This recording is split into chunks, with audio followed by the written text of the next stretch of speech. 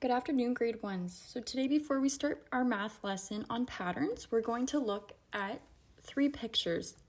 What is the first picture of? Yes, it's a soccer ball.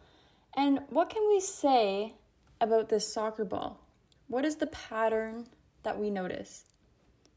It has black and white spots? Yes, excellent. So now we're going to go to the next one.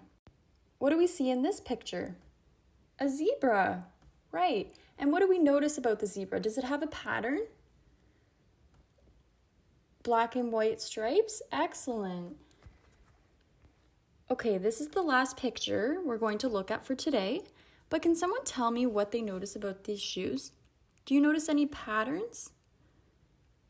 You see that the shoes have pink and then they have red and white hearts? That's a good observation. So after looking at all these pictures we looked at today, we notice that there are so many patterns around us. There's patterns in nature, on our toys, on our clothes, in our homes.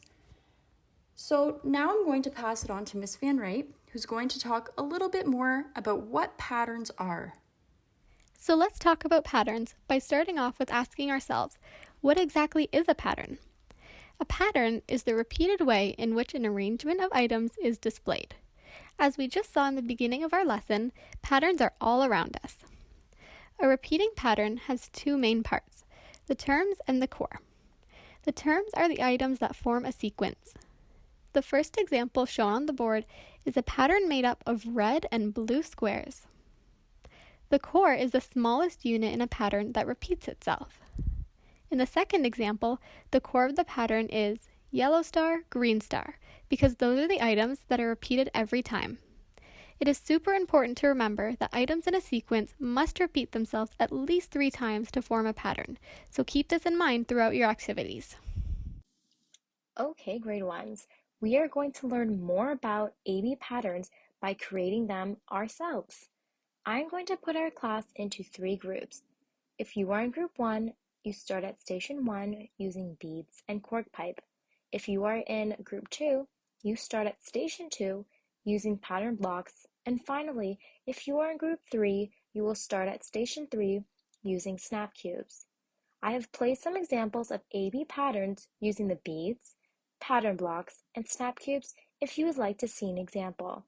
You and your group will stay at the station for 5 minutes, and when Ms. Khan's timer goes off, you will stop what you are doing, make sure all of the materials are put back, and wait to rotate stations. I will be walking around to see everyone's creations. Let's get to it. For our second activity, we are going to log on to the website toytheater.com. Once we get onto this website, we will be hitting the pattern button. Let's try to complete our pattern as fast as we can so our superhero can win the race. Make sure to pay attention to the different kinds of patterns that are being shown. Once we have helped the superhero to win the race, we can make our own patterns using different shapes. What kinds of patterns can you make? See how many different types of patterns you can create. Okay, class, so before we end math today, I want each of you to work on an exit ticket by yourself.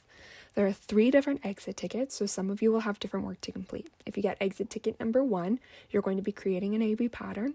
If you get exit ticket number 2, you're going to be creating an AB pattern with the shapes provided. And if you get exit ticket number 3, you're going to be finishing the AB pattern that's on the exit ticket. Once you're finished your exit ticket, you can hand it in to me, and then you can go get ready for recess. Now we're going to talk about curriculum expectations.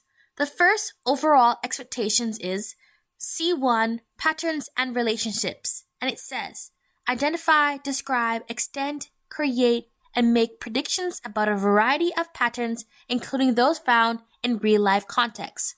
And we have 2 specific expectations, and the first one is C1, 1, identify and describe the regularities in a variety of patterns, including patterns found in real-life contexts. And the second one is C1, 2, create and translate patterns using movements, sounds, objects, shapes, letters, and numbers.